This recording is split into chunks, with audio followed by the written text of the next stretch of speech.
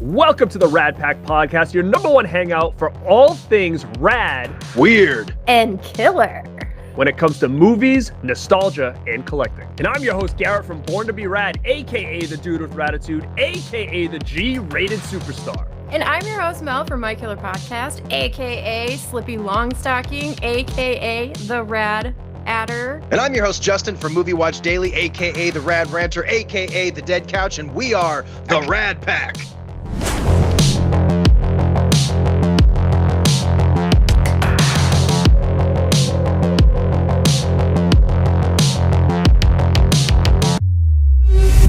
And we're back, guys. The last time you saw us was in 2022. We just did a YouTube episode a couple weeks ago, our holiday special. That thing rocks. So if you haven't checked it out, make sure to check it out on YouTube now. Hella fun. First episode, we are back together in 2023, and we've got something new going on, Justin. What do we got going on here? That's right. The Rad Pack has started an official Rad Pack podcast. The last time we were all together, we did our Christmas episode, our gift exchange. We usually do these live, so this is new for us, doing an official podcast. So this is exciting. I'm excited to be with you guys in a little bit different format and see where this goes. We have an exciting show planned today, so I'm happy to be here, guys. How about you, Mel? What are you up to, kiddo? Oh, just making a list of resolutions I won't complete by the end of the year. The usual. You're not alone. Hopefully this doesn't become one of those. But yeah, this is a new journey and a new adventure, and I'm super excited about it. And let's see what happens. I like resolutions. I mean, I do, but I don't. I mean, I like the challenge, and it kind of sets me in a good, sets me straight. So for me, I have a couple going on as well. If this is something that we want to do, this is a resolution, I'm going to keep pushing to make it work. And if you guys didn't check out, like I said, the holiday episode, Justin, if you look over my shoulder here, you can't really see, but I got the flux capacitor back there on the. Oh, do you have it? You set it up? Yeah, it's right near the skateboard over there. It's not on, but it's sitting right there. Yeah, that thing's killer. That thing's killer. I think we all crushed it on our Christmas gifts. We did a Secret Santa deal. I'm sure most of you have seen that if you're listening to this podcast. We all exchanged gifts. And that was a lot of fun, man. You guys all nailed it. I feel like we really captured the essence of each member of the Rad Pack with our gifts. We all did very, very well. Yeah. Except for me, because mine never made it there. Did they ever show up? I mean, they made it here, but they're on their way to you guys right now. Oh yeah, Mel, you have the worst. You have the worst luck with your mail deal. I felt so bad because we did that live episode, and you had to show us just here's a picture of what I got you. But it's the that was it's the thought that counts. It's the thought that counts, and I can't wait to get it. Well, yeah, you got to order your stuff like 4 months early now, apparently, if you want to get it on time. The mail's crazy these days anyway. It's nuts. But I think all of us are going into this year are pretty much, as far as content creation, us creating content together and outside of the Rad Pack on our own channels. This is probably like venturing into a year of the most work we've all ever done. I know it is for me because I started a separate podcast on my channel, still cranking out videos, doing the Rad Pack, this new venture. So I think this year is going to be really exciting. And there's also some things that we haven't really told anybody that's going to be happening later this year in the first quarter of 2023 around April that I think is going to be really exciting for the Rad Pack fans out there. So stay tuned for that. I don't think we're quite ready to announce it officially, but there's something very, very exciting going on with the Rad Pack, and I cannot wait to start divulging something very exciting. So I know we've all been talking about it. Oh yeah. It's just locking it down, which again, I think I can probably lock down today if I really wanted to. So with that being said, I can't wait to get Mel's gift because it's actually going to be right over this shoulder. I'm going to put it right on top of that Chucky box, right below that poster. It's going right there, baby. It's going right there. I can't wait to get it. But yeah, you've had a lot of issues with the mail. I mean, it must be tough when it's like in Ninja Turtles where like the pizza guy's like 122 and they're looking through and they like under train tracks and stuff, they get lost. Come on, I couldn't find a place. Wise man say forgiveness is divine, but never pay full price for late pizza. Lost. They can't figure out where you are. I mean, it's like when people have to carry that stuff in on their, backs, horseback, carrying the mail in to me and crossing the creeks and stuff. And, there's a bunch of people sleeping all over the ground and I picture stuff. your mail guy like the mail guy in Christmas Vacation, where he's like, it got stuck in my seat, I didn't see it. Here it is 2 months later. Sorry about that. What? The donkeys around here just eat paper like crazy, so you may never see the mail ever again. And what's funny is she's not joking. I'm assuming you're not joking. She's under the train tracks. They're walking along the train tracks. They're looking for the number. She's like, slip it down here. Yeah, you know. Well, because do you really have donkeys? Do you have donkeys where you're at right now? I'm out in the boonies. I'm out in the middle of nowheres. You know. Chupacabras and jackalopes and all that stuff out there. Yeah, you know, we gotta haul our water up from the creek, and we wash our clothes on the grindstone. And... Wow. You still getting all those channels on that big satellite dish? You have one of the big oversized one that sits in the middle of the backyard, from Stay Tuned. Yeah, like cable guy stuff. Yeah. And there's like a big box in the house where you turn the knob and it turns the satellite slowly outside. That's so sick. I love it. It's like a different world. I mean, between you and the Dead Pit guys, like I'm supposed to go there at some point this year. Like it's gonna be like a time warp. But yeah, guys, thanks so much for tuning in. Again, this is our pilot episode. Make sure to let us know in the comments what you think of this format, because we were kind of talking about it and think that these podcast episodes, like we'll have special shows, live shows still, but maybe some of these will just be formatted a little bit different just to kind of get you guys more RadPack content. Now, the first segment I want to kind of go through is we're going to talk a little bit of rad news. Rad news.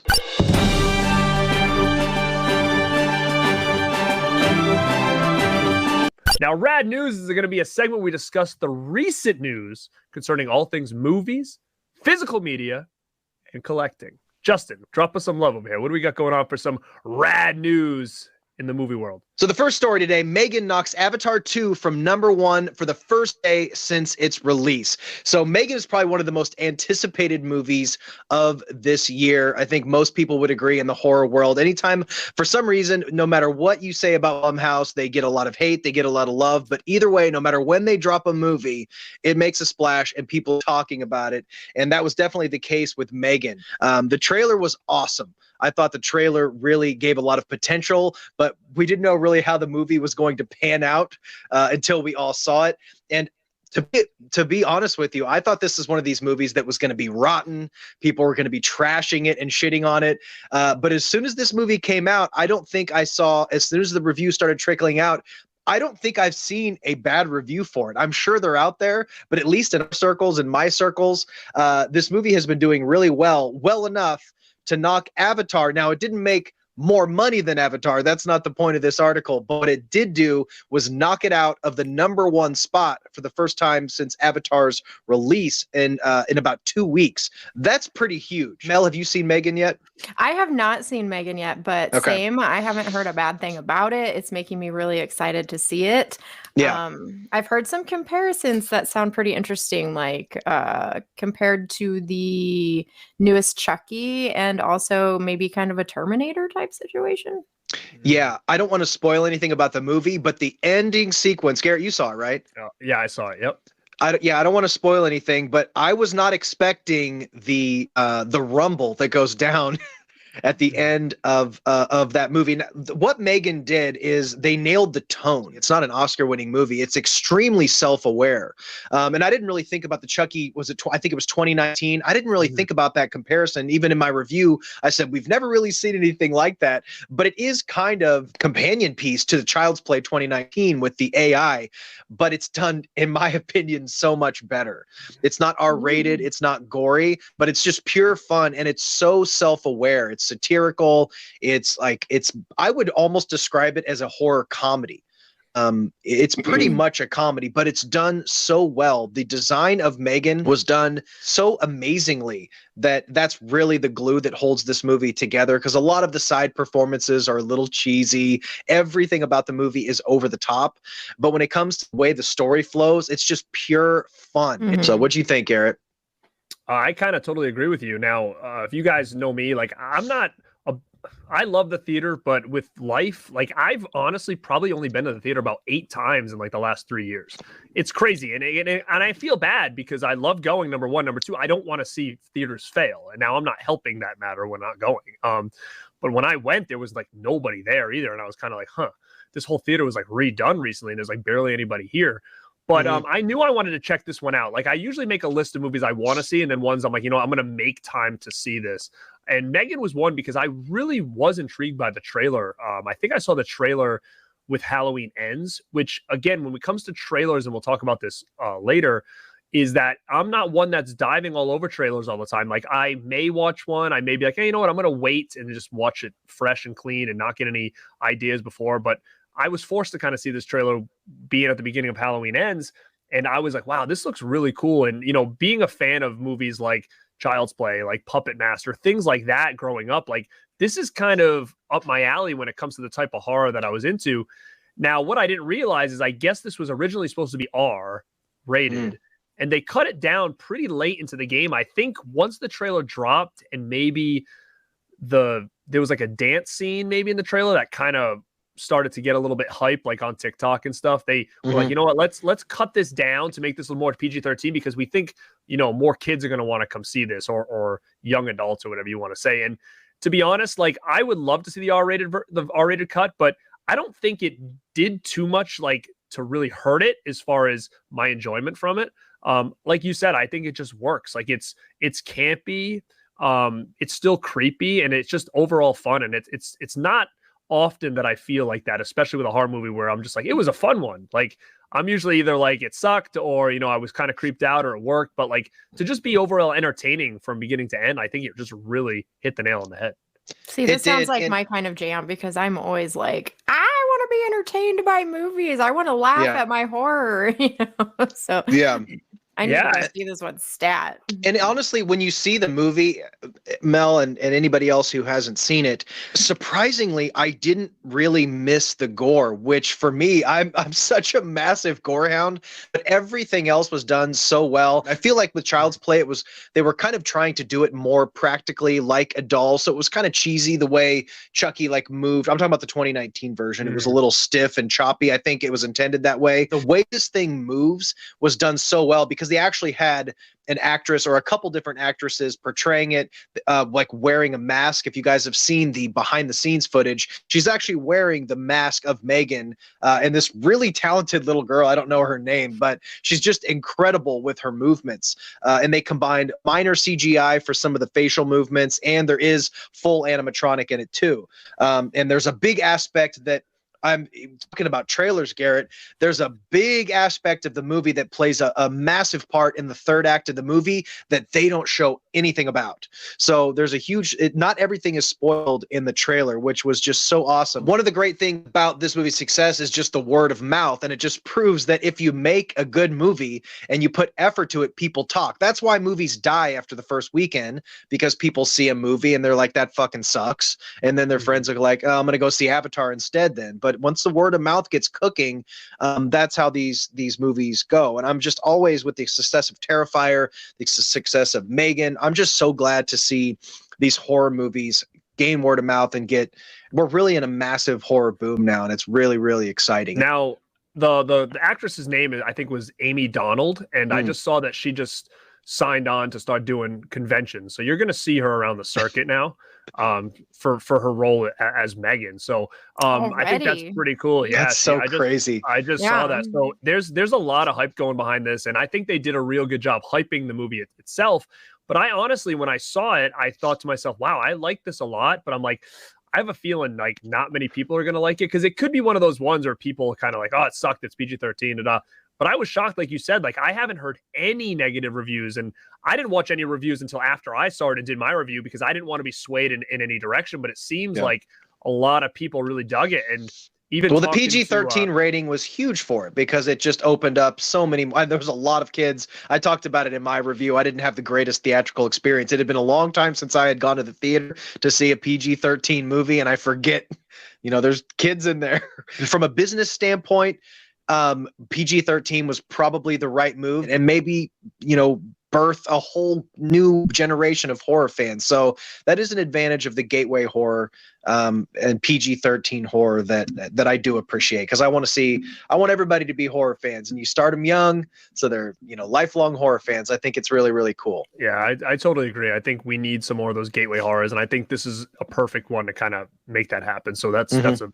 excellent point. So yeah, M3GAN knocks Avatar and James Cameron out of the #1 spot.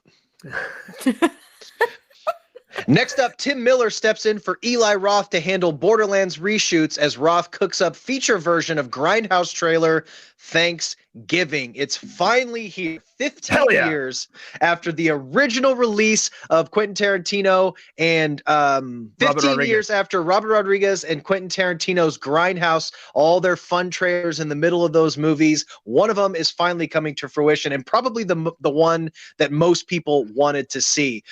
When this movie first came out 15 years ago, this was kind of before Eli Roth had really gone full-blown like Hollywood guy. Before he started doing movies with Jack Black and Cate Blanchett. He was still doing horror with Green Inferno and things like that. And I know me personally, when his first couple movies came out, he was my favorite horror director. Eli Roth was my guy. I was a huge fan of Cabin Fever, Hostel 1 and 2. Yes, they're just so much fun. He was really doing like throwback horror that felt like the horror I grew up with. He got a little bit more polished with Hostel and Hostel 2, but when he dropped that trailer in between the two Grindhouse movies, and we had Don't from Edgar Wright, and we had Rob Zombie, the werewolf SS thing, and Eli Roth's Thanksgiving. Of course, a lot of people remember that trampoline scene where the knife shoots up through the trampoline and she bounces on it, and then it does that smash cut. So Eli Roth posts on his Instagram a screenshot of a turkey with a knife plunging through the center of it with blood pouring out, and the caption says, "All will be carved." And that was the tagline of the movie. White meat, dark meat, all will be carved. I would have to say this is probably, for me, the most exciting horror announcement that I've heard in a very, very long time.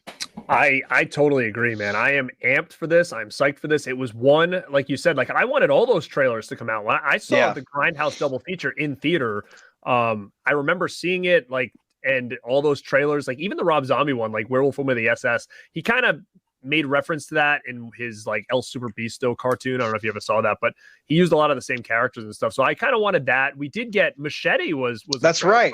So I forgot about that. You're right. We did get that. And I'm so happy to have Thanksgiving, because I just think it just really works, because we need more Thanksgiving horror. Every time there's Halloween, everybody's like Halloween, and let's talk about all the Halloween or related horror movies. When it's Christmas, the same thing. Like Thanksgiving, everybody always posts like about Blood Rage or Home Sweet Home, and like that's kind of where it stops. So to actually have a movie called Thanksgiving, which is pretty much in the same vein as like a slasher like Halloween, I think this is exactly what we need in the genre, and I'm amped for it. I think this is the best thing he could have done, is kind of go back and do this kind of stuff. I'm excited, man. I was actually surprised, man, because I thought we lost him, man. I thought we lost Eli Roth. He's done things here and there. I liked Knock Knock and things like that, but to see him commit, and he actually, because he directed this massive video game adaptation of Borderlands, and that was his last big or his latest project, is going to be this star-studded Hollywood blockbuster video game adaptation. So the fact that he's committed to something like this and going small, doing a slasher, maybe he just kind of feels like at this point in his career, Mel's trains back there, the fact that he's committing to doing a real horror slasher film. And I just wonder if he's going to shoot it like, because when Robert Rodriguez did Machete, he shot it kind of like the aesthetic of a Grindhouse movie. So I would love to see him maybe even shoot it on film or something crazy. Like, I wonder, because if you see the trailer, if he's trying to represent, or if he's trying to make the movie that trailer represented, an old Grindhouse film print that had been passed around from theaters that had all, the aesthetic, the burns and the grain and all of that stuff. So I really hope he goes for it. I hope it's super gory. I know he's like, horror was in his blood. I mean, that was his bread and butter, practical effects and blood and gore. So I hope that he's just ready to get back to that, and he's really excited about it. Green Inferno was a movie that I don't know what it was, but I didn't respond to that as well. Maybe it's because he wrote it with another writing partner. I was like, this isn't just pure Eli Roth. I fucking love that movie now. I hate it. So I hate it. Hate it. Okay. All right. I'm like, you hate it. This is like the most stupid garbage. Yeah. Like I thought the comedy aspects like ruined it for me. Like, yeah, I didn't care for it. I mean, did you see Green Inferno, Mel? I didn't see it, so now I feel like I have to watch it. You'll probably like it though. I think I'm gonna be the odd man out because like, you know, like it's like I'm not a big cannibal movie guy in general. Like Cannibal Holocaust, I have a tough time with. Like I'm not into that kind of movie. So that already was kind of giving me a little bit of a but then everybody's comparing it to Cannibal Holocaust. So I was kind of like, you know what, I'm gonna check it out, a little more produced type of movie. And then I think it was like this, that. He traveled. I mean, he had to get him and his movie crew traveled by boat for 2 hours to get to this remote section of the rainforest, essentially. I wanted to find a place that no one had ever filmed before, and where we shot the Green Inferno is farther up the Amazon than any other feature film has shot. And filmed with real natives who had never seen a movie before. Eli Roth said when he went out there and he started talking to these natives that they had never seen a movie in their lives. They had never seen a camera. These were like real native people. And the first movie he showed them was Cannibal Holocaust. And all these natives were laughing their asses off. Oh my God. I don't know. He's just a madman. He's a horror guy at heart. That's why it kind of broke my heart to see him go so Hollywood. But I mean, fuck. He's got the passion. Garrett always gives me shit about me talking about passion, but he does have the passion. Mel, I think you would really dig that movie because it falls in line with a lot of the B movie stuff, like the trauma type stuff. Yeah, like the stuff that we really, really respond to. I mean, there's a scene in the movie where they're like barbecuing bodies, all right, cooking it, and a bunch of weed gets thrown in the fire. I was just gonna say that's like the scene I hate the most. They all get stoned. All the natives are getting stoned and munching and like eating the bodies. Oh my God. That scene hit, when that scene happened, I was like, this is the stupidest thing I've ever seen in my life. They're like, hey, look, the cannibals are getting stoned from what's the weed that's inside everybody or something. I was like, what the heck? And the guy, like that one chick, just there's like a lot of diarrhea humor where that chick just like shits all over the place. And there's that one guy furiously jerking off before he dies. For sure. Yeah, see, like that silliness over there. I mean, it is gory and gross and stuff, but I just thought it was like too out there. Like it stopped being scary when they started throwing in all those jokes. I felt like. Yeah. Right, like, hey, look, they're getting stoned like as they're about to get eaten. That's like all they care about. And I'm like, yeah. But it's funny. I was waiting for you to say that because I'm gonna tell them how much I hated that movie. But I mean, I love. You bought Cabin the Scream Factory signed edition though. I know you did. I missed it. I have it. Yeah, I have it. Well, then fucking give it to me then. Damn it. You don't even let. Wait.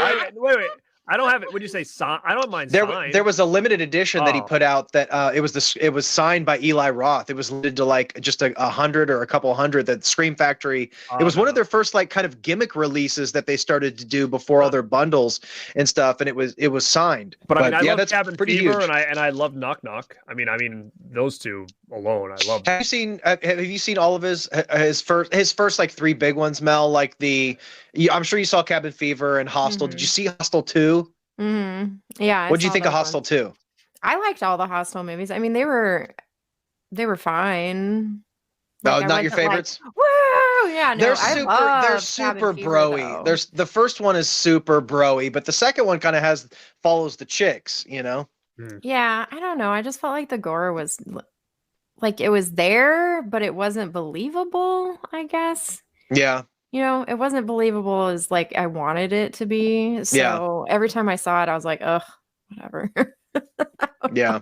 He's definitely I want my gore to be so believable that like I want the actors to be screaming and I want like, them shaking and I want it to look so real that I have to look away. But when I get that visceral reaction. Yeah, you know what I mean? So I feel like the Hostel movies hit me that way. But Cabin Fever, man, that one was so good. I watched that one 100 times. It's such a classic. Mm-hmm. And then Ty West did the second one.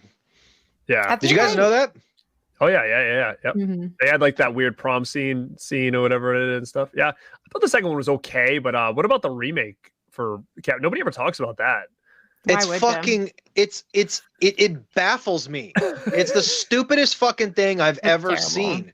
I don't know Right. what the hell. It's like they took the exact script, but they just removed everything like good about it. They just removed all like of all the the fun stuff. hokiness or whatever. Yeah, they try to make it Yeah. super serious. Yeah, Yeah, But, it just did not. It just did not work for me. Cabin Fever 3 was, or not Cabin. Hostel 3 was fucking terrible. I'll tell you what's underrated. Since we're talking about Eli Roth, is Cabin Fever Patient Zero. That is an underrated movie, and I know people who listen to this probably like, "Oh, get the fuck out of here." But have you guys seen Patient Zero? Yeah. I What do you haven't. think I of mean, it? I don't remember it. I own You it, have but I don't remember. Samwise Gamgee himself as Patient Zero. I think he plays the Patient Zero guy.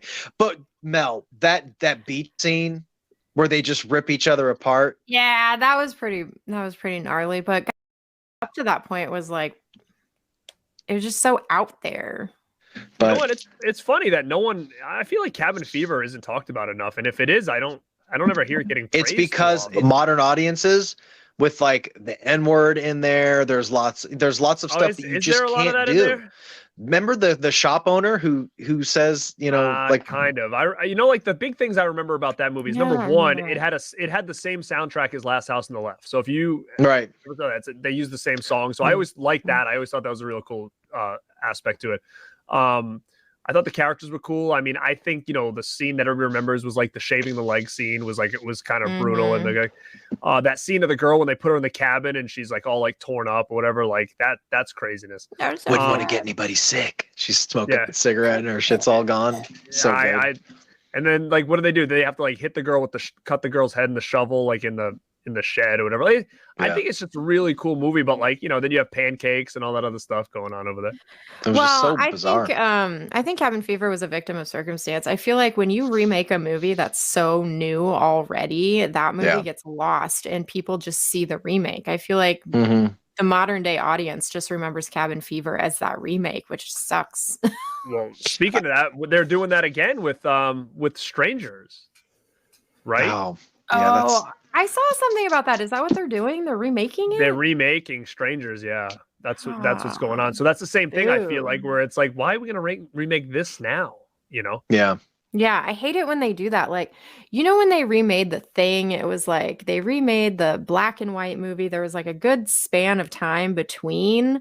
It's like, why can't we do that? Yeah, like go back and remake like an old black and white movie and make it modern and amazing.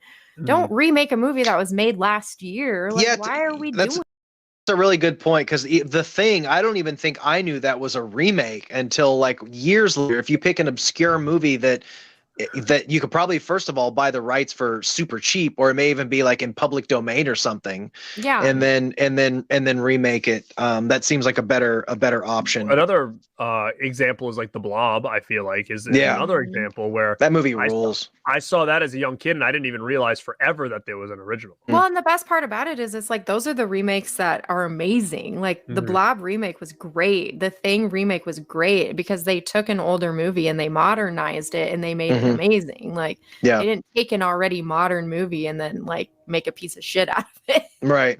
Yeah, so I think that pretty much wraps it up. Eli Roth dropping news that Thanksgiving is actually happening. Next up, now this is brand new, hot off the press today.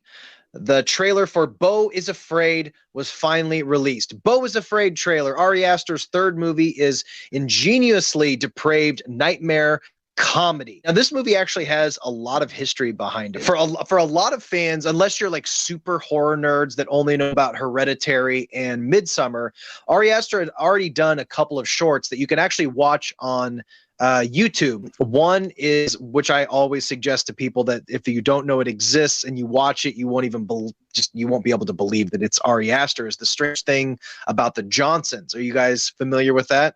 No. Nope. Oh, what's it called? The Strange Thing About the Johnsons? So he was in film school, and I think it was one of his, and I could be wrong, so film nerds don't get too mad at me, but I think he done a couple films while he was in film school, and one of those films was The Strange Thing About the Johnsons. Now, this is a movie that I'm not even going to say anything. It's one of the most unhinged, insane things that I've ever. I can't believe it's on YouTube. I honestly can't.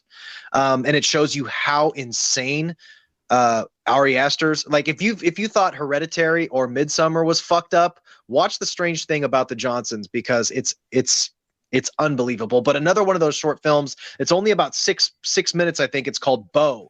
It's about this guy who has, like, I don't know if he's like paranoid or he's just has like schizophrenia or something, but it's him trying to leave the house or something like that, but he just can't do it because there's all these obstacles. That kind of when if you watch the trailer, all this to say the trailer for Bo is Afraid dropped today, and if you've seen the trailer, the basic premise of the movie is him trying to leave his house and reach a destination, but all these insane things keep happening around him that stops him from getting to where he's trying to go.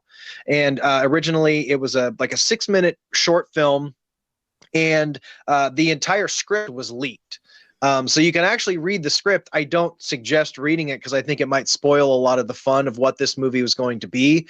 I imagine a lot of it has changed since the script was leaked. But everything that I've heard when I looked on like Reddit and people talking about it, they would constantly call the movie like unfilmable. Like, I don't know how Ari Aster or anybody would actually put this on screen.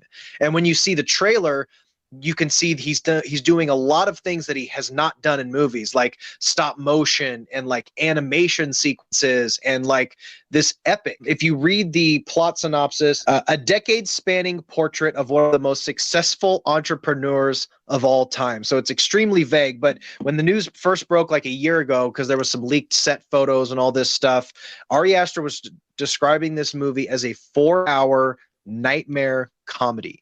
And apparently when this premiered, is it really 4 hours? So it premiered at one of the big film festivals, and the runtime was approximately 4 hours. And A24 even told him that he had to trim it down a little bit. So, if A24 is saying, hey man, your shit's a little too weird, can we kind of trim this up a little bit? The shit is nuts. So a 4-hour nightmare comedy starring Joaquin Phoenix, Parker Posey, Nathan Lane. It looks insane. The trailer gave me goosebumps. It kind of made my eyes water. I was so excited. I've been waiting for this forever. I'm glad you said what genre it fell in, because I watched that trailer earlier and I was just like, what is happening? Because it started off very eerie. Like, right, it led me this way, but then the whole rest of the trailer like had me thinking something else. And I was like, this looks like a comedy. Yeah. Is it a comedy? Because like I thought it was going to be like a horror. Now it looks like a comedy. I'm so confused as to what's going on right now. And you see him as you see four. It looks like even from the poster, you see 4 different like generations of Bo. So there's 4 versions of Bo on the poster, which is Bo kid, him as middle-aged, him as a little bit older, and then you can also see in the trailer him as like an 80-year-old. So does this whole journey of this movie take like 50 years for him to get where he's going? This whole journey is just going to span his whole life. I have no idea what to expect from this movie. I really don't know much about it. I'm glad they've kept kind of a bottle on this, because it just looks amazing. I feel I have masterpiece potential feeling about this one. Wow, that's a big. Well, I mean, I was gonna say that's big words, but masterpiece gets thrown around a lot now. But I mean, hey, with Ari, I feel like with somebody like Ari Aster, like there's possible. I called fucking Terrifier 2 a masterpiece. So I've heard worse. But I mean, I'm excited, man. I haven't checked the trailer out, but I want to now. And again, like I said before, I'm not one to always want to check trailers out at all, but I'm curious because I didn't know anything about this movie at all. I didn't even know it was coming. But Hereditary and Midsummer are like some of my favorite modern horror movies I've seen in years. Like to me, they're both top 10 in the horror genre. Mm-hmm. I absolutely love classics. It. And I think to myself, like, these are going to be ones that are going to be remembered for a long time. And I know some people that don't like Midsummer. I really like it a lot. And I'm excited for anything Ari Aster. So I'm amped for this. Do you know when the release date for this would be? It's April, so it's like late April. This year. It is. It says April 2023. April 2023. That'd be sick. So if we it was won't be around, like, waiting long. Yeah. I mean, imagine if it's around like the 17th or something. It'd be so sick. That's what I was just thinking that too. If that comes out, during a certain time that we can't talk about right now, maybe we could all talk about it. Sick. So I am beyond excited about this. And that's it for today in movie news.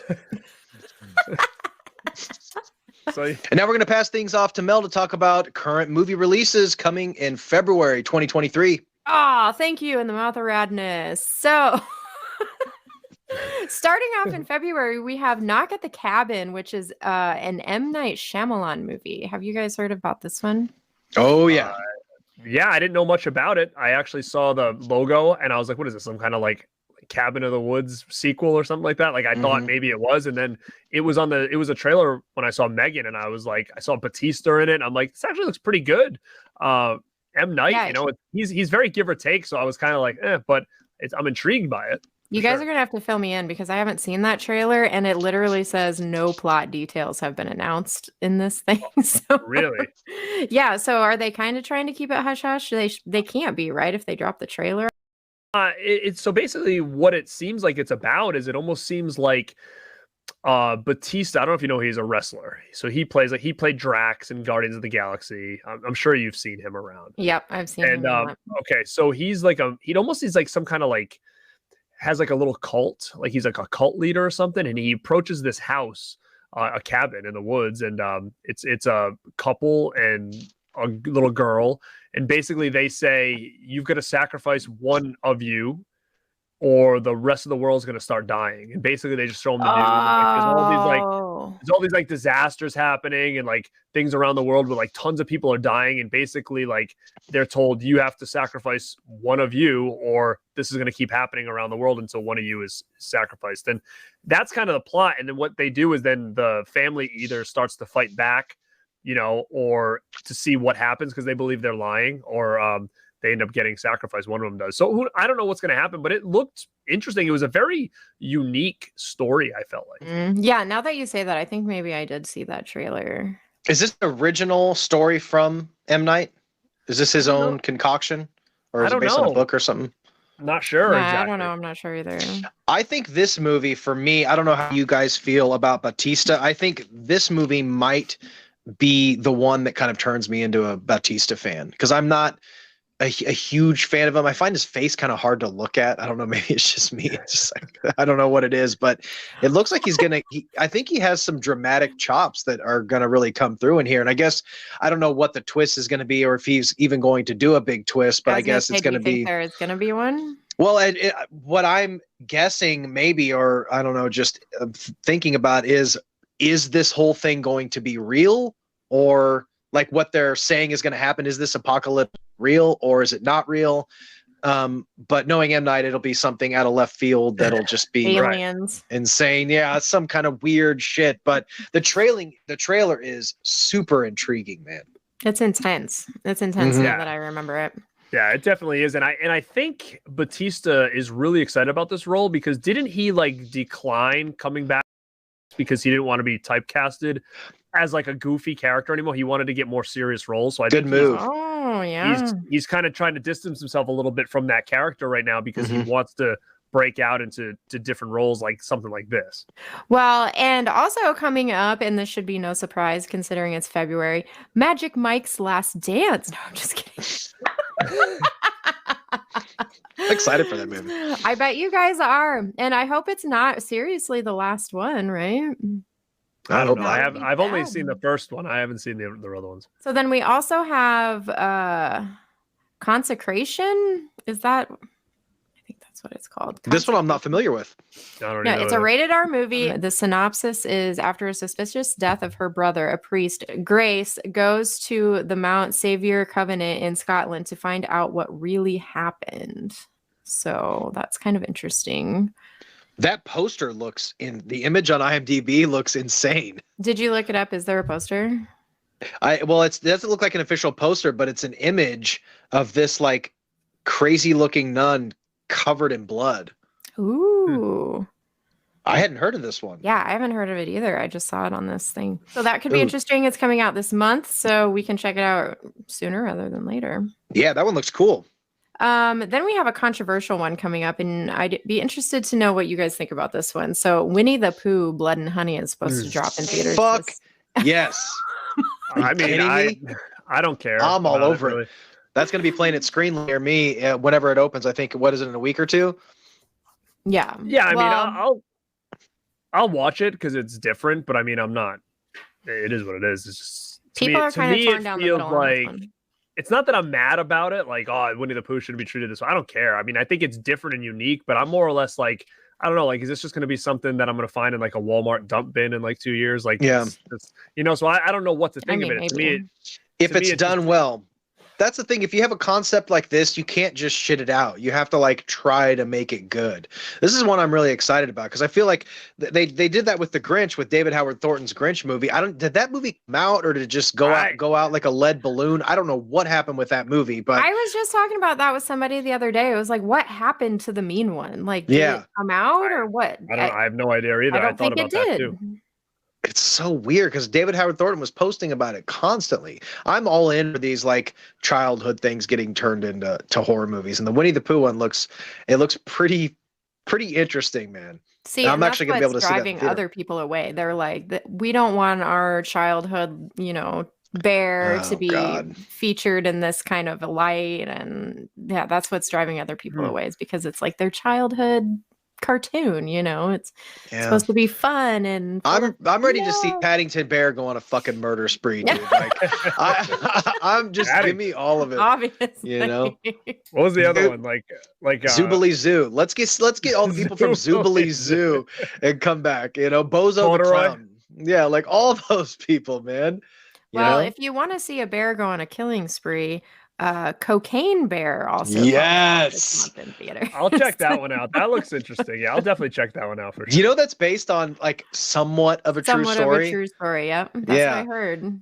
And that's Elizabeth Banks directing that. So I think that's a really interesting choice for her as a director. I think it's her debut feature, Elizabeth Banks directing, and it looks freaking crazy. A coked out bear on a murder spree. Like, I'll take all of that. It looks like 100 miles an hour, super badass. But what do you think the real story actually was? Was it like a bear came up, ate a bunch of cocaine, and then like died? Because I mean, the thing would just have a heart attack if he ate like a kilo of cocaine. The only thing that I'm sketched out about this one is that he's not gonna. I don't know if they have the budget to make the CGI bear like super convincing. From the trailer it looks okay, but I just hope it's convincing. But I love this schlock, man, like Malignant and M3GAN and this type of stuff. I just love schlock, man. And I was super excited to hear about Cocaine Bear, but man, that trailer, I mean, what'd you think? Look great. The CGI doesn't look great to me anyway. I mean, if they were really trying to like do it good and make it good CGI, make it look realistic, I don't think that they accomplished that. But if the movie goes in the ways of like a cheesy, kind of horror comedy, then I think it will be just fine. You know what I mean? I mean, this is like sci-fi level shit, like to the mainstream, Right. I totally agree. I'm surprised it's getting as mainstream of a push as it is, because it does feel like something you'd see like on the Sci-Fi Channel or something like that. That's just something you can get off cable. It doesn't feel like a big budget movie. Definitely intrigued by it, but I know you brought up The Revenant or whatever for the bear. Have you guys seen that movie Backcountry? That had a freaky bear. No. Scream Factory put it out on Blu-ray. It's called Backcountry. I would definitely recommend. It's got probably one of the scariest bear scenes I think I've ever seen in my life. Oh shit. Super creepy. I hope the movie's good. It looks awesome. There's a lot of weird shit coming out though, for sure. Between that and Winnie the Pooh and Cocaine Bear, like there's a lot of weird I love it. I hope we're in this like new era of crazy shit. And thanks to like original horror. original horror. Yeah, like thanks to, I mean, say what you will about Terrifier 2. I talk about that movie way too much. But I think it was the beginning of like ushering in this new era of horror. Like we had something similar happen like in the early 2000s with like kind of extreme horror. But it was more like torture porn, like just straight like people getting just like another person, like lingering shots of torture. I feel like now we're in this like kind of schlock era. You know, Terrifier 2 was kind of like that too, but like Winnie the Pooh, you know, Terrifier 2, Cocaine Bear, M3GAN, this like off the wall shit that's all these movies are getting like major theatrical pushes. And now that the theaters are kind of coming back to life finally, I just think, man. I know this is like my jam. I keep saying this, but these movies are my jam. So this is my time. And maybe we'll see some of those movies like, you know, we've been talking about forever. We're like, who's going to make a movie like Ghoulies you know, this time? Well, maybe they will now, you know? Yeah. It's all the stuff that's coming out now that seems to be crazy. And we were thinking it wasn't going to happen and is going to happen. We might see some more creative stuff down the line. And that is awesome. I mean, it's making money too. So which is a good thing. Exactly. There's going to be a point in time where like something's going to take over horror. Like it's going to take over for Marvel and DC, because I mean that's going to eventually run its ship, I think, a little bit, especially from the DC end. Like they don't know what's going on over there. It's like they're firing everybody, they're trying to start over. It's like, man, like if I was a DC fan, I'd be like so done with this, because it's like as soon as you try to invest in something, they're like, oh no, it didn't work, let's try it again. Like, dude, how many times do you want to be invested in a different Batman? Like, yeah. Like what if Ben Affleck got like two movies, and then it's like this, like it's like right on to the next guy. It sucks. I was done with Keaton. Okay. Oh, me too. Keaton was the best. I actually, I like Dark Knight and that, but Keaton Batman to me, like, and it's weird to say because it's like a Burton movie, but like I find that Batman is a masterpiece in my head. Like that's like to me like almost 100%. A perfect Batman. Returns is too. It. Yeah. Returns is the pinnacle of all Batman movies right there with Michelle Pfeiffer as Catwoman. Like, dang. We got anything else coming on the right? That is what we got for February. So look forward to those features in your local theaters. Go support your local horror. That's right. Get out there. Do it. All right. So I'm going to finish this off with physical media news. There's quite a bit actually I feel like with physical media news now, guys, like I wake up in the morning and I'll check my feed really quick, and it's like post after post, like new title announced. I'm like, dude, what?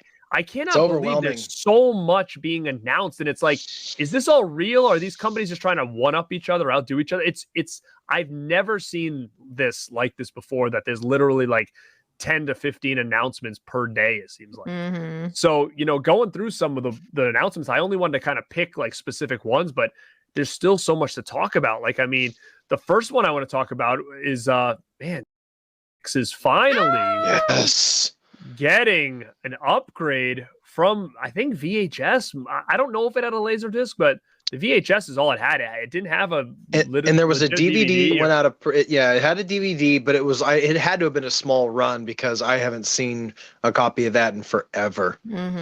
Yeah, it might have been even from like Canada or something. I'm not even sure if it was legit like US release or anything. I think you're right. But this is huge. This is from Vinegar Syndrome. They're doing an awesome edition. I mean, they're doing that edition like Roadhouse. What is that? Is that the VS? It's a VSU. Oh, is it a VSU? It's a VSU, a Vinegar Syndrome Ultra. So it's gonna have all wow. I didn't know it was a VSU. All the goods. Holy shit. This is the golden age of physical media. We're getting sidekicks as a VSU release. Thank God Vinegar Syndrome got a hold of this movie. Holy shit. I didn't know that. Kidding. Yeah, VSU is probably right now my like absolute favorite like style of physical media. Like, I mean, I love what Second Sight does. I think that they're right up there, but like the VSU with just the artwork, I know Dude Designs does a lot of it. It's got a little magnet that opens up. There's another slip in there. Then there's the movie. You get some extra goodies, but like I just feel like that's the little ribbon. Package. Yeah, well, it's like everybody just kind of copied Arrow, and like the standard, like the golden tier physical media release is when a boutique label would release their Arrow style collector's edition. So Vinegar Syndrome was like, well, we're not just going to do that. We're going to invent our own. and now they kind of did it. A little misstep with Six String Samurai, in my opinion. I wish that would have been maybe a different title, because all those titles lined up are so good. I don't know what you guys thought about that one, but the VSU line is amazing, and I had no idea Sidekicks was a VSU, so that's absolutely incredible. What an amazing movie. R.I.P. Jonathan Brandis. That movie I know. rules. Pour a glass of milk out for Jonathan Brandis, man. The Cokes. Yeah. from Ladybugs, remember that? The Cokes. Oh, I love The Cokes. The Cokes. The Cokes. The Cokes. Ladybug. Oh, the Cokes. I forgot the Cokes. I'd pay $45 for a VSU version of Ladybugs. I'm not even kidding. We're gonna get Ladybugs. I love that love movie Ladybugs. so much, man. Me too. It's got a Blu-ray, but it's like I think very bare bones one. But I mean, I would love a nice edition of that. I love Ladybugs, but you're right. Like when looking at the VSUs, I feel that Six String Samurai is kind of like the odd one out. I think maybe if we would have got like Drop Dead Fred instead, that would have been pretty cool. I think if that was Texas Chainsaw Massacre 2. I don't understand. Yeah, why wasn't that a VSU? I don't know. Yeah. It should have been though, and I think. Other ones like even Amityville Horror could have fit in that. I'm looking like at them and I'm like, man, are we gonna see like Bloodsport or something like that? Like that seems like something that we need. That would be kind of right up on that alley as well. So excited about that. And they also announced From Beyond, which is going to be a cool addition too. It's a 4K upgrade. So if you didn't get the Scream Factory one, it's a perfect time to do that. If you got the Scream Factory one, I think From Beyond is going to look really cool in 4K. It's just got all those neons and stuff. I just think it was a type of movie that was kind of made for, a format like that. Do you think Scream Factory is going to put that out though?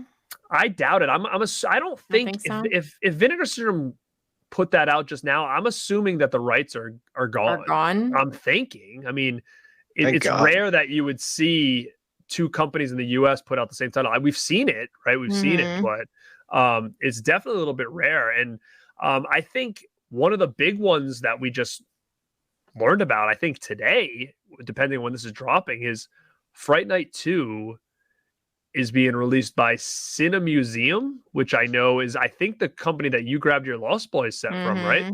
Yeah. So which is good and bad, because do they do like just regular editions, or is it only like $300 editions that they're doing? I think it's just those mega. Oh, Lost Boys had 3 different editions. They had 2 regular kind of like Arrow style release ones, and then they had the mega one. Okay, so maybe we'll have variations of Fright Night 2. Yeah, but they all had different artwork. That's what makes me nervous. Like, I want to go all in on Fright Night 2 because I absolutely love it, but I'm like, oh, man, imagine just spending $300 for like a Fright Night 2. And like this, I've never seen it. But I'd want that original artwork though. I wouldn't want some newly commissioned artwork. That original artwork for Fright Night 2 is a banger. Well, they have two artworks for them, that original, like one for them. They had 2 movie posters. They have the VHS. So like, I'm assuming you're going to get both. I think both are great. Both, you got the white one, which everybody knows, right? Yeah, that's the one I'm talking about. And then they have the one that I really like. It's I have a one sheet. It's basically mimicking the original Fright Night poster, which I think is iconic. But instead of the house, it's a skyscraper, or like an apartment building, and then it's Empire looking over the top or whatever. So that's a real cool image as well. But I mean, I'm just so excited to finally get it. But that's also, it's not a US release, but I mean, I'm sure Cinemuseum probably does a hell of a job. Scream Factory did a huge launch too. Big drop. They usually are pretty quiet, and they just drop us with like a ton of crap. So coming out, Dead Silence in 4K, which I think Dead Silence is a little underrated, actually. I'll probably get the upgrade. I'll probably get the upgrade on the 4K. Oh, you never saw it? It was James Wan. Yeah, I never saw it. It's pretty cool. I think it was definitely due for an upgrade, so I'll probably jump on that. Exorcist 3 4K, which I've never seen that either. Dude, it's fucking awesome. You'd love it. I know, I gotta see it. You'd love it. Me personally, it's a tough one to upgrade to, but I think I'll probably do it just because it's such a great movie. It really, really is. A movie, Crazy People, I don't know anything about it. Yeah, I didn't know that one either. They're releasing Wanted in 4K. I'm definitely passing, but I mean, it's okay. I mean, I'm not. It's not something I really need in 4K. It's a fun action movie. Yeah, it's what's her name there? Jolie. Angelina right? Jolie. Yeah, it was like during that weird time in like the 2000s when they were doing like those Jumper Smoking Aces and all that shit. Yeah, Smoking Aces rules. Razorback, which is another one that's been sought after for a while, so that's finally hitting Blu-ray. And the big one, Dr. Giggles. Oh, I'm so excited and so that's pissed about cool. that one. I'm not that stoked on that release. I got to be honest with you. They should have done a collector's edition. Why didn't they? The Scream Factory fucking sucks. They do. It's just the Wild West, man, over there. It's like when I saw that release, because I got the German uncut Blu-ray with a lenticular slipcover. It's badass. Like Scream Factory, even if they're not going to do a collector's edition, like I know they only do the slipcovers with the collector's editions, but Dr. Giggles, in my opinion, is like it's worth a little bit more than that. Mm-hmm. You Well, know, it's been lost for so long too. Like, why not do something big with it? Because they know people have got to want it because they haven't been able to get their hands on it. So, well, dude, I always go back to Vinegar Syndrome. I know I always, I'm beating that dead horse. But even a Vinegar Syndrome standard release would have had their beautiful thick slipcover, even with the standard release, and it would have probably been the same. Wish Vinegar Syndrome would have got God, that would have been amazing. So when I see just like a Scream Factory Eco Case, just regular Blu-ray edition, I mean, I know I always shit on those guys. A lot of people do. I'm not the only one. But when I saw that release, I love that movie so much. Me too. I don't know, man. I don't know what's going on with that. But I mean, I'm surprised it's not a 4K, number one. And I'm surprised because there's plenty of stuff that they have out that are collector's editions that don't deserve to be. Even for content and alone, like you might look at it and be like, there's barely anything features on here. Why is that a collector's edition? It's like there's no real rhyme or reason on why they decide to do certain things or not. But another one, stop with this collector's edition crap and just give everything a limited cover like Vinegar Syndrome does. Well, yeah, but then all of a sudden it becomes they're going to start doing that. And I don't know. Like that's what this problem is. Like I don't mind it only because that's just how they've always done it. But then to all of a sudden give everything a slip, it's kind of like, well, what about all the backstock of everything else that they're going to have to start competing because they are so below the par of literally every other label. Like no other label is just going to put out Kino kind of gets away with it, I guess, sometimes, but even nowadays, most of their stuff has slipcovers. Yeah. I think you're right. I mean, in the sense that I think the problem with Scream Factory is that they were number one and they just never evolved. Like, I feel like there was no evolution. It was like, they're sticking to the same routine as they always did, which again, could be good, like from a Kino aspect where you're like, I like Kinos because even though they're a little bit bare bones on how they look, but on a shelf, it looks nice. It looks like a library. Like everything is so uniform. Same. Yeah. And I think that really works for them. Speaking of Kino though, there is some Kino titles that are, ones to kind of be ready for. Face Off's coming out. Kino. Oh, fun. That's awesome. 4K. Yeah. Travolta. With slip and everything. I believe so. I'll definitely be snagging Nick Cage. Yep, so that's gonna be great. So good, man. It's so good. Take his face.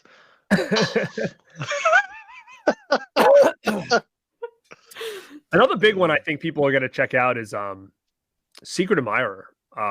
If you have I've been hearing a lot of buzz about that one. Yeah. Holy mackerel, that's a great movie. 80s comedy.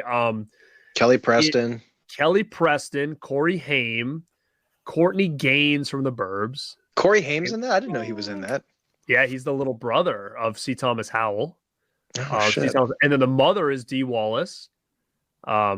It's a Lori Loughlin's in it. I mean, it's a big star cast in that movie, and it's one that I feel like doesn't get enough love at all, like in that Hughes type of era movie, and it's very similar vein to that. So I highly recommend it.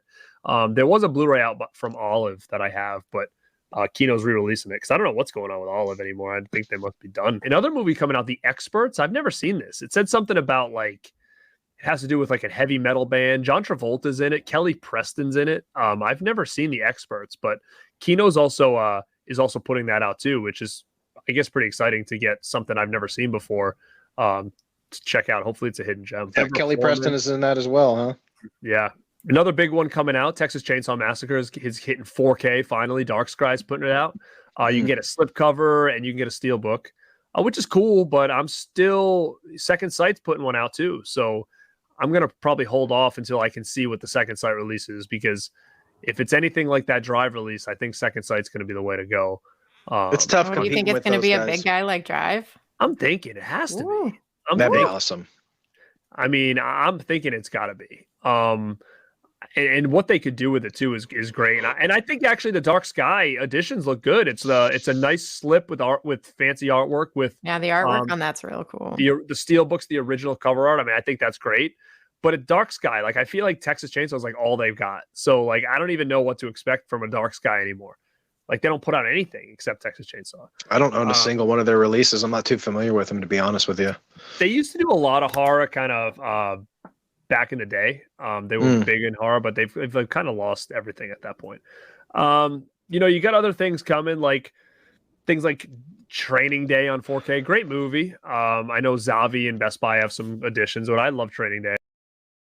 What do you guys? You guys fan of that one? I love Training Day. What's the Zavi edition looking like? I think that and the Best Buy is like Best Buy's a steelbook, Zavi's a steelbook, but I think it also comes in like a hard box with the steel, and it has like cards and art cards and shit in there.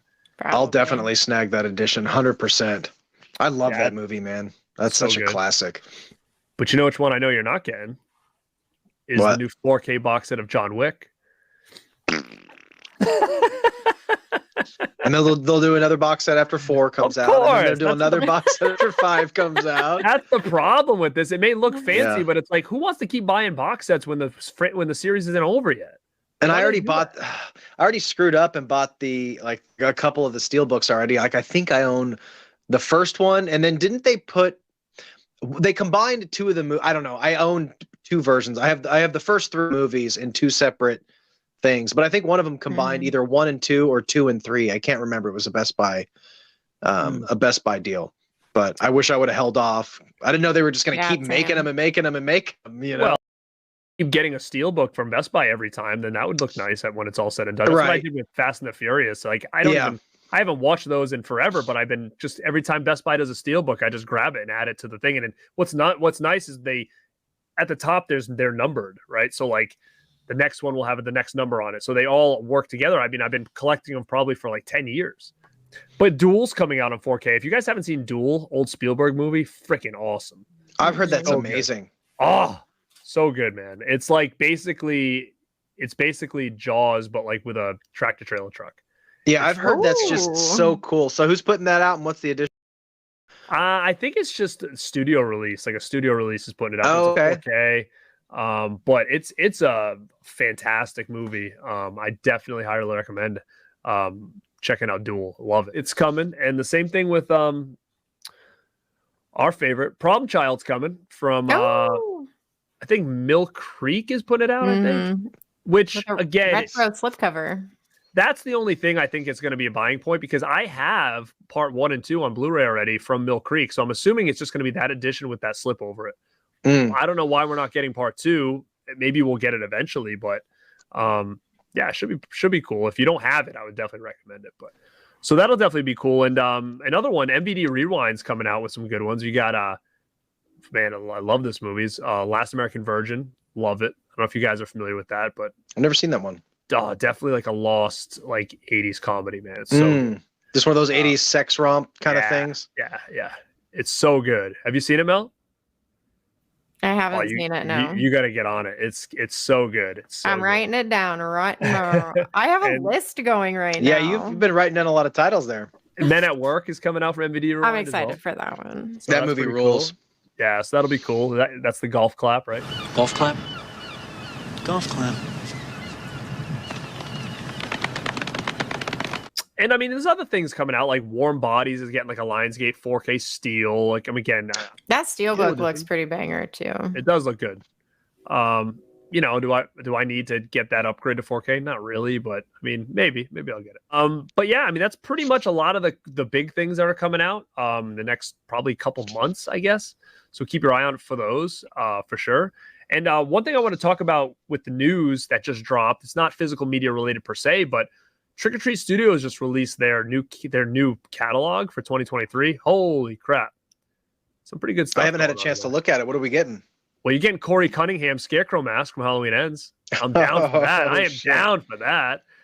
You're getting a Rob Zombie masks for all his Halloween movies. So you're getting like the original Halloween Myers mask, the one that's all beat up. Then you're getting the masks from part 2 from Rob Zombie. I think that's pretty cool to get those Rob Zombie Halloween style masks. Trying to think what else there was. He's doing some Munsters stuff. He's coming out with a Nubbins prop, which is crazy because we just did a show talking about the actual Nubbins that was just sold at auction. Now they're coming out with like a replica of that, which is weird. It's such a weird replica to kind of put out, but definitely cool. And if you ordered Ultimate Chucky, I guess he's starting to ship, which is huge. I did not get him, but I'm considering it. It's pretty sick if you guys have seen it. I feel like I saw somebody post their Chucky. Like, are people actually getting them or are they just shipping?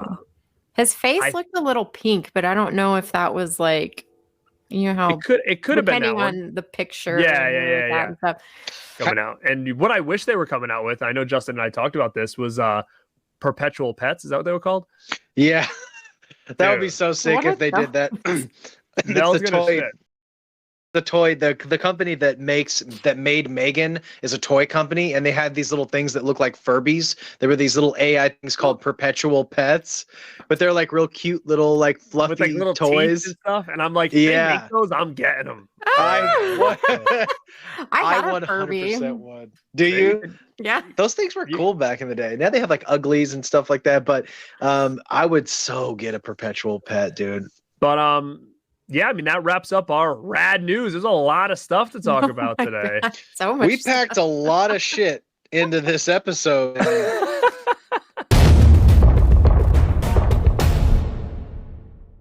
All right, gang. So the next segment we're going to do is called Rad Grabs. We're going to basically talk about all the new things we kind of picked up. It could be physical media related, anything movie related, anything cool that we think that the other people would want to check out. This is our pickup section now. Mel, what'd you get, kid? Oh, I got so much good stuff. However, I am going to put emphasis on I have not bought any new releases in like 2 weeks. So some of this stuff isn't necessarily new, but it's exciting. So the first one I have is Arrow's 4K release of Robin Hood.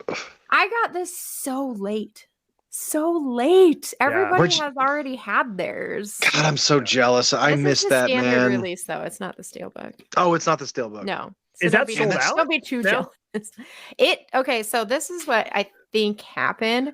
So I placed my order and it got stuck in this processing situation. And then I went back to Arrow's website and it was sold out. And I was like, oh no, they're going to cancel my order. So I wonder if they were making more or something because this thing sat for months. It's like the old Ken Griffey Jr. Rookie card deal. Yeah, but it comes in one of these hard box box sets like Arrow do with the standard release and the booklet and inside. Like I haven't even opened it because I just got it. So yeah, that was pretty exciting. I have it. It's great. It looks great. It sounds great. It looks great. You watched it? Oh, I can't wait to watch it. You're gonna sing some who was it? Who did the music?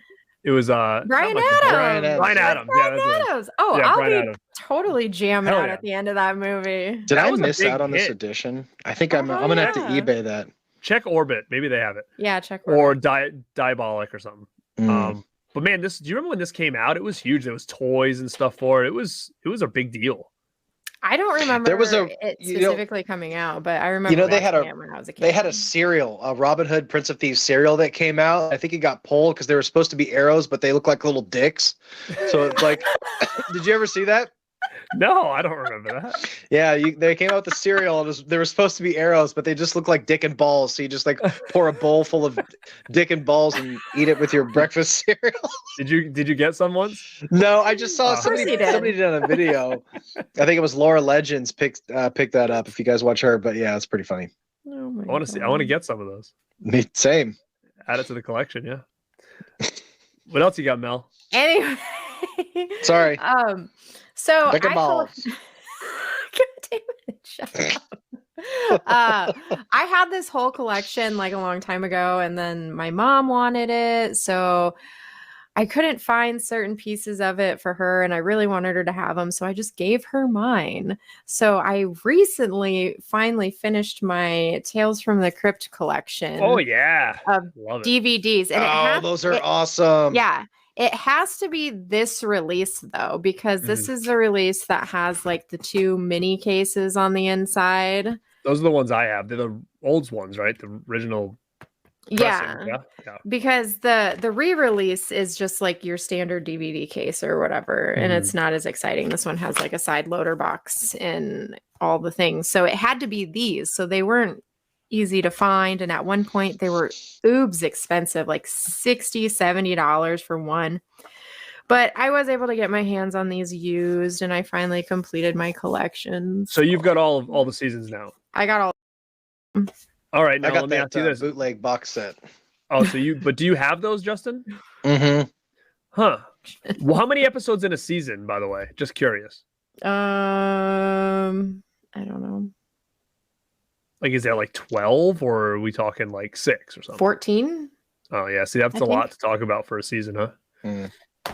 Well, at least in season 4. Yeah. But I would love to go back, and maybe even if we do it by season, we should pick a couple favorites or something like that and chat about them, because I'd love to go back and revisit a lot of those. It's been a real long time. Yeah, and I feel like there was some that I missed too, because when I was watching these as a kid, it was like you'd go to bed and the TV's on and it's playing at like 11 o'clock at night, so you're watching it and they'll play 2, and then you fall asleep and you miss one of them, you know. Mm-hmm. I was watching it. Did you watch it when it was on Fox? That's when I was watching it. I never had HBO, so. Yeah, I didn't have HBO, clearly. How about you, Justin? You had to have had it. Justin had to have had it. I had HBO. That's where I saw everything for the first time when I was young. Yeah. He had freaking video cameras, HBO. He was killing. Oh, we had all that stuff, dude. Yeah, no kidding. Segas, Game Gears, we need an Nintendos. HBO on our big ass satellite out in the boonies. I remember watching Tales from the Crypt on HBO back in the day. It was awesome. It's awesome. So my last pickup, I actually found this in my local, I parentheses this because it's like an hour away, local thrift store, is Dream Alone. Hell yeah. On DVD. So I was looking for this one. I was looking for The Chase, which if you guys ever come across the DVD of The Chase, just buy it for me, please. The Chase. I have an original one sheet for The Chase. I love that fucking movie. It's a Charlie Sheen movie. It has Christy Swanson in it. I absolutely freaking love that movie. I had the VHS, but DVD is as far as that thing went, and I won't sit. God, that movie needs a Blu-ray release, man. I used to watch that movie over and over again. You have Henry Rollins, you had Anthony Kiedis and Flea. It's the director of Invisible Maniac. We lost Garrett.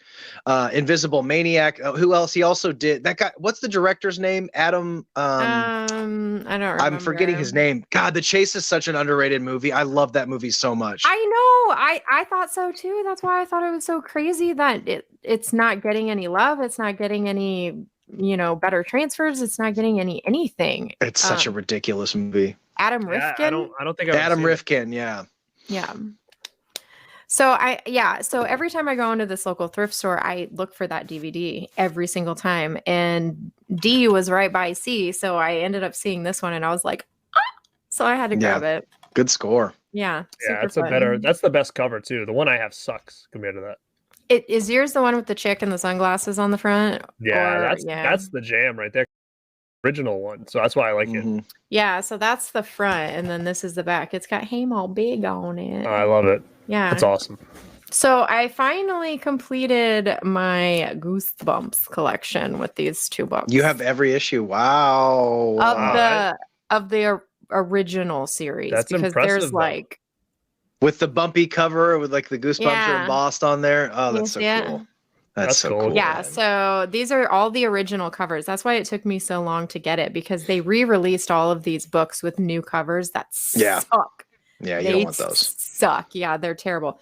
But yeah, these have like almost the Braille Goosebump logo with the original artworks and all of the things. So I was super That's like Scary excited Stories. You have to have the original editions of those. Yeah, I have those too, but mine are so torn up because I read them all the time. Can I see? Can you put those in front? Oh, nice. Yeah, that cover's cool. I live in your basement. Yeah, so these are the later ones because I had all of the older ones.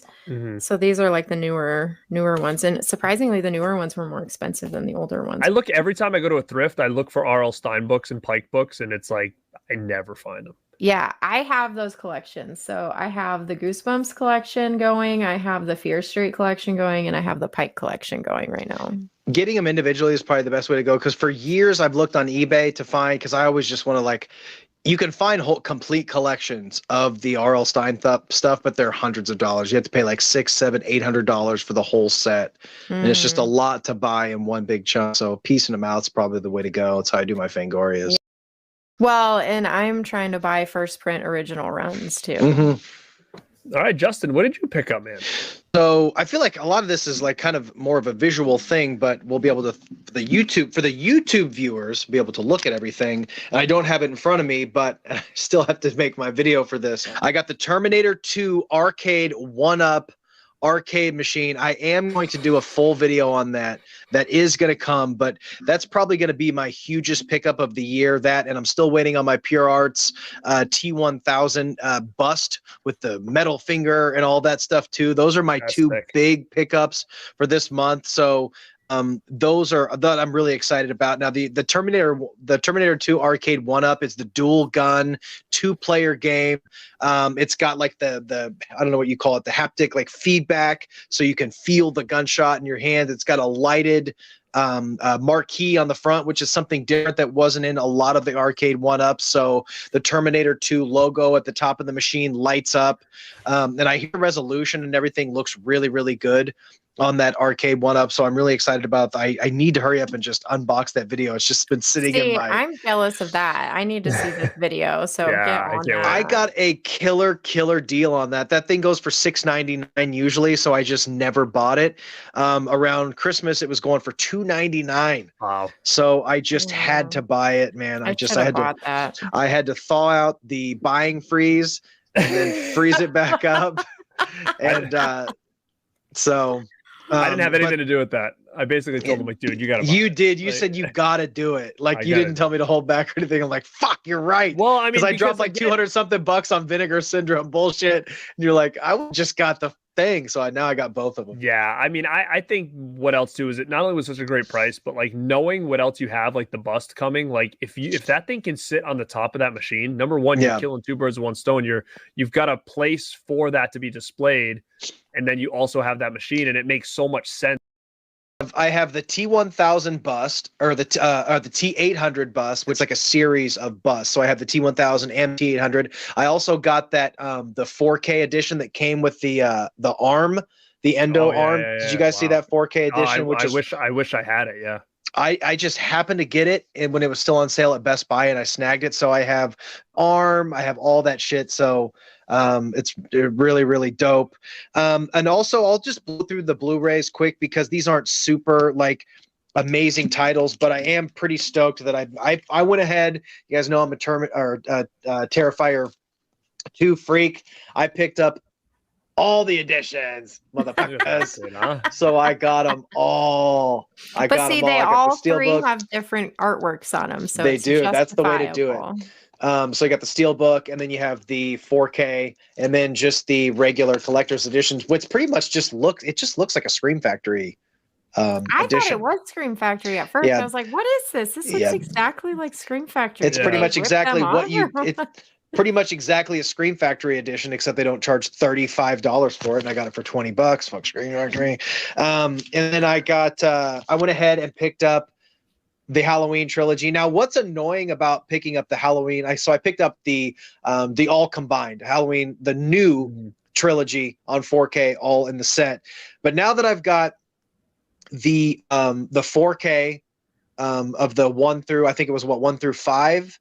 Yeah. I picked up that set, and I have this. So now I have to get that dumb box set with the other ones because I'm just not gonna not buy, the H2O set. So I have to buy that. So, I have a feeling that'll be around for a while. Yeah, you should be able to get a pretty good price on it now. I'm thinking you can sit on it. And this was from our Christmas show. So I picked up. Well, I didn't pick it up. Garrett picked it up for me. It's all bagged. I got it bagged. I got it bagged. Turn that around though. That bag is on backwards. I'm new to the bag game, damn it. I'm a newbie. Bags. That's his style. That's his new thing. He's like the crisscross of bagging. Yeah, I bag my shit backwards like fucking crisscross. Yeah. And I'll do these. Now, this is a really cool edition. I loved the Sadness, the movie from last year. It's like a Canadian, Taiwanese, ultra gory, crazy Iris movie, and I picked up from Raven Banner. So this is an all-region edition of The Sadness. It's Canadian. Canadian, yeah, that's right. And it comes in the thicker Blu-ray case, which I thought was pretty cool. And then the belle of the ball here. Now, I don't know about you guys. Maybe I'm just a massive nerd, but this is a movie that I've been waiting for Back to the Beach. I love the hell out of this movie, dude. This movie is so much goddamn fun. Annette Funicello and Frankie Avalon, they kind of re-teamed after decades of not doing any movies, and it's done perfect, kind of like how they did like the Brady Bunch movies and those other movies, to where it's ultra cheesy, but it's kind of satirized. They kind of satirize those cheesy 50s, 60s beach movies for a modern age. So you have Lori Loughlin, Stevie Ray Vaughan, Pee Wee. They got some good punks. The son is like this kind of like makeup wearing mohawk punk guy.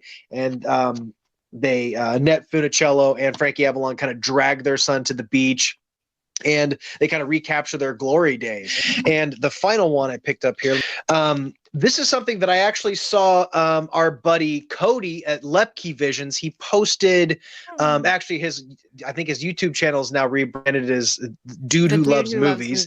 The Dude Who Loves Movies. That's right. He posted this on his stories. What's up, brother? So he posted this. I'm like, where the fuck did you get that? And two of them, but this is this month in horror 2023 calendar. This is from Chris Butler Designs. I'll send you guys a link. But this is really, really cool. Each month there's a different movie, and I'll try to show this as best I can.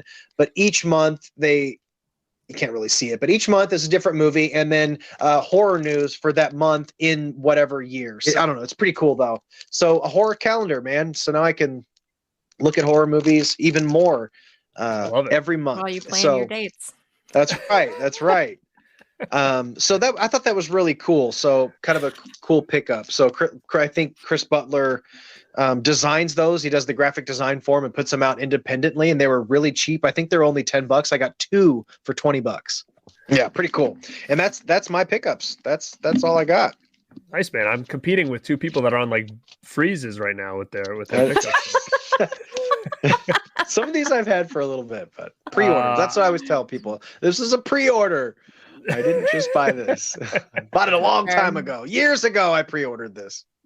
You know what though? That I have something in here. I think that I'm gonna do an unboxing of something that I pre-ordered like forever ago, and I just finally got it in. But yeah. So I got a couple physical media stuff that I got cheap. I don't know if there was like a sale somewhere maybe that I just was something I needed to round out the collection. This was something that I spent a little too much money for because it was a high recommendation from Ken over at Mid-Level Media. And he basically said like he gave me like 100% guarantee that I was going to love this. Oh, is this what I think it is? Sing Street. Oh my Sing Street. I didn't love this actually. So that's gonna be my Secret Santa gift next year. Yeah, I think this is gonna be Justin's gift next year. I mean, it wasn't bad. I just expected more. It was, I don't know. It just didn't really. Did he say why he thought you would really like it? Because it's about a kid who plays 80s music to try to win a girl over. And like that's kind of like the extent of it. Just because like I think like just because there's a couple 80s tracks, I was gonna like fall in love with it. Like, you know. But I mean, was it like Rock of Ages or something? It's not like, it's funny because I said that to him. I said, if this is like Rock of Ages, bro, he's like, it's not. It's a little more of a story, but I mean, there's some aspects of it that. I really liked Rock of Ages. A little bit of Rock of Ages. I mean, I haven't. This was like, I don't know. Like that director did Once. Now, if you've never seen Once, that's a big favorite of mine. That director, which I really liked. If you've seen that movie, it's really good, but I have not seen Sing of the Streets. I haven't seen Sing Street. I mean, I think that people I bet people are going to be in the comments or whatever, going to be like, dude, that movie's awesome. I can see you liking it, Justin. I think what it was is that I was just expecting something different than what I got. Yeah. So I was kind of like, I kind of was going into it with like higher expectations because he put like 100% fresh stamp of approval on it. Now, was it guaranteed? Like, does he reimburse you for the movie? Like, was there a reimburse guarantee? I think we're gonna come up with something. Yeah. He owes you a slipcover. You get to pick a slipcover. He said he'll give it to me in a couple of years. Yeah. Oh, jeez. I told him if it's bad, I'm gonna invade one of his streams soon. So I'll have to hack into his system.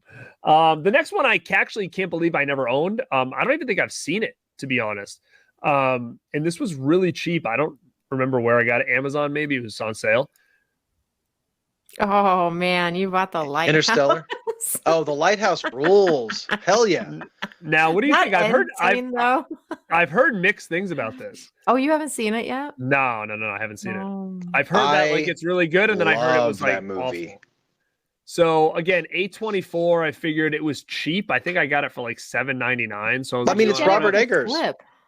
What? How'd you get it with a slip? I don't know. Amazon sent it. I mean, that's Robert Eggers. So I mean, it was his follow up to The Witch. Well, I know that's another reason why I've been kind of on the fence. Like I had it, and I'm like, but I kept hearing like mixed things, so I was like, That movie weird. makes Like no sense to me. It was in my cart forever, and I finally saw it was like really cheap, so I was like, all right, I'll grab it. It was cheap, and I didn't have it. King Ralph. Oh, that's a good movie. Yeah, I didn't know they did the VHS edition of that. Yeah, Mill Creek did it. I didn't have it, so I figured I'd get it. It was on sale. This next one, I thought for sure I had it. I've seen it. I must have rented or something, and I loved it. And I didn't have it. I found it for like $6.99 on Amazon, and that was Split. I have Glass or whatever, but I don't have this one. Split's great. I thought Glass sucked. There you go. Kind of look like him. Mad rad. Yeah, Split rules. So I had to grab it. I love that movie. Yeah, Split was good. I did get this. I haven't watched it yet. The amusement park. I actually haven't heard that much good things about it, but it's Romero's. It's that Lost Romero movie. So I needed to get this for my Romero collection. And then this one I've never seen. I found it again. It's been in my cart forever because I did enjoy the first one a lot. I've never seen this, and I think I got it for like $6.99 on sale, and that's Don't Breathe 2. Never saw it. I didn't hear very good things about that. I'm assuming it wasn't that great because I didn't hear much of anything about it. And after the first one came out, it was a lot of the talk. So I assume that I feel like that movie just didn't need a sequel, but nah. Yeah, same. I felt that way too. Didn't need a sequel. Nah. I went to a thrift and I found some VHS tapes. And now what's interesting about these is they're sealed. And I know sealed VHS go for like big money now. But these are actually screeners. So I don't know if these are worth anything, but great movie. It's actually very kind of rare, especially on DVD. House Arrest with Jamie Lee Curtis. Oh, that movie's awesome. Man, yeah, it's a real cool movie, but it's sealed VHS tape, but it's also a screener copy. It says screening copy for promotional use only. So I don't know if this could be valuable or not, but figured I had to get it. And the same thing with this one, 90s movie Glory Days with Alyssa Milano. Same thing. It was sealed. It says for promotional use only, screening copy. I think I got them each for like $1.50 or something like that. So picked them up. And then this I found, which I don't know if you guys are familiar with this. American Tiger. Never heard of it. Dude, so this was released by Cauldron on Blu-ray, and it's called American Rickshaw. Have you guys seen that? Oh shit. Okay. Yeah. I heard. I was kind of kicked myself in the ass for not buying that because I knew nothing about it. But then I saw clips of it. It looks amazing. It's so good. It's a real cool, like lost kind of 80s movie. It kind of is almost in the same vein as like Big Trouble in Little China, but like with a smaller budget.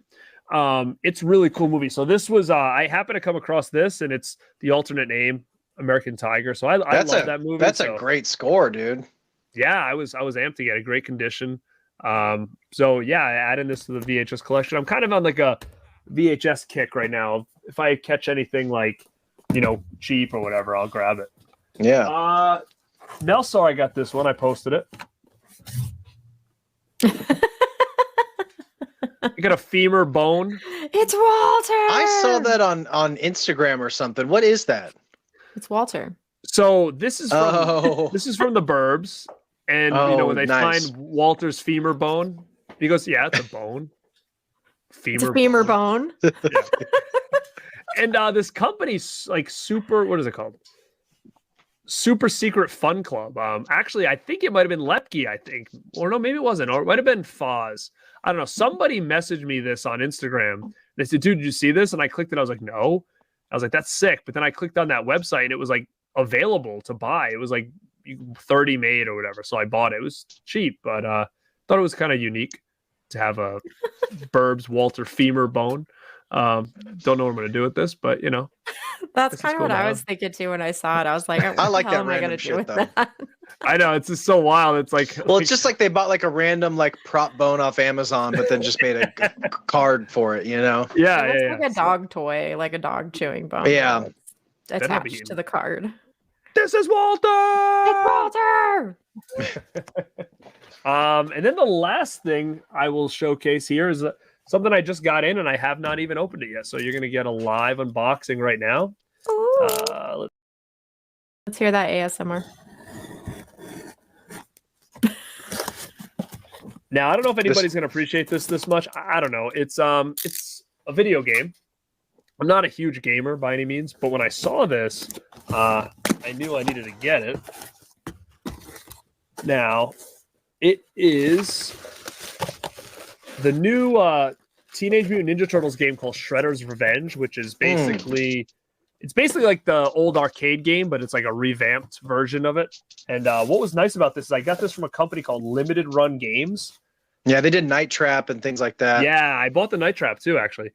So it comes in like a big VHS box, and I could maybe open it. I don't know. So inside this, in this box, you're getting like a Pizza Hut coupon and all that stuff. So I knew this was something I needed because being a huge like Pizza Hut mark, I wanted to get this because you got like a personal pan pizza slip inside here, like the same thing that you got when you bought the old VHS tape back in the day. But Shredder's Revenge for I think PlayStation. Shit, I don't even know what this is for. It's got to be for PlayStation because that's all I have, PlayStation 4. So pretty cool. I'll probably dive into this a little bit more, do like an unboxing on the whole thing.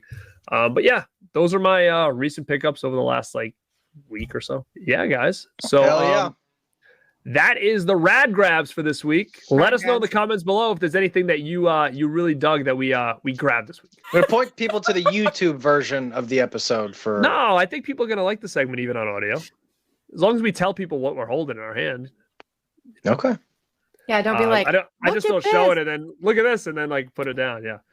All right, gang. So thank you so much for checking out this first episode of the RadPack podcast. Now, before we go, we're just gonna hit one more quick rad recommendation segment where we're just going to give you one movie that we think you guys should definitely check out.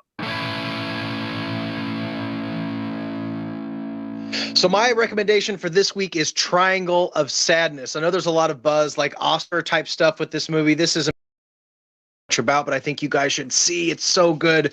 Woody Harrelson. This is about a group of people, a bunch of rich assholes who go on this big yacht for this yacht cruise, and shit goes awry and turns into a bunch of chaos, and then turns into a completely different movie halfway through. And it's extremely interesting. It talks about class and the disparity between the rich and the poor, and it is an absolutely incredible movie. Woody Harrelson's in this one, so it's kind of hard to recommend without a hard description, but I don't want to spoil anything, but I guarantee you guys will like this one. It's trying. How does Woody look in that one? He's amazing. He's the captain. He's the captain of the ship, so he's like a captain. You know, I love me some Woody. The whole movie, the whole ship yacht part, like the ship part, builds up into the captain's dinner that Woody Harrelson posts, and that's when the movie takes a turn and turns absolutely insane at the captain's dinner. It's so good. It's so good. That sounds exciting. It's good. You got to see it. Justin says, check it out. You want me to go? Or Mel, do you got one? My rad recommendation is going to be Villains. It stars Bill Skarsgård. If you guys haven't checked this one out, it is a hidden gem. It's through the fingers of many people. It is basically a movie where these two people are trying to rob this house, and then, you know, how it happens sometimes where the tables get turned a little bit. So it is a thriller. It is super fun. I highly recommend checking it out. And Make 'em and Rose in that too. And that's the partner label release from Vinegar Syndrome. I need to snag that one. Yeah, Really? this is Gunpowder and Sky. So this is the original artwork, which I like better. It has the heads on top of the knife and stuff. But yeah. Wow, I've never even Super heard awesome. of it. Definitely check this one out. Cool flick. I loved it. I saw it by accident one time and I was like, what? Why did I not know about this movie? It's like, it's super hidden gem. Wow, that's awesome. So guys, I mean, that's great. I haven't heard any of those movies. I've never seen either of them. So thank you so much. I'll definitely check it out. My rad recommendation is going to be a movie from 1984. It's going to be called Scream for Help. It's like a slasher type movie. It's basically about a girl who thinks that her stepfather is trying to kill her and her mother. And, she's trying to uncover if he's really doing it or not. But every time she tells somebody, they think she's lying. It's got a little bit of like a home invasion aspect to it as well. Super cool, super creepy. I know Scream Factory did a Blu-ray for it. Scream for Help from 1984. Definitely recommend checking it out. No one ever talks about it. And I think it's one you guys need to see. And that concludes the RadPack's Rad recommendations. All right, so thank you guys for checking this out. I hope you enjoyed it. Please leave us a comment. Let us know what you think of the format. It's something a little bit different, but I hope that you guys dug it. Let us know again. We want that feedback. This is our pilot episode of what our RadPack podcast is going to look like. And guys, we're signing off. This is Garrett at Born to Be Rad. We have Justin from Movie Watch Daily and Mel. You can find her at My Killer Podcast. And you can find the RadPack podcast on all podcasting platforms coming soon.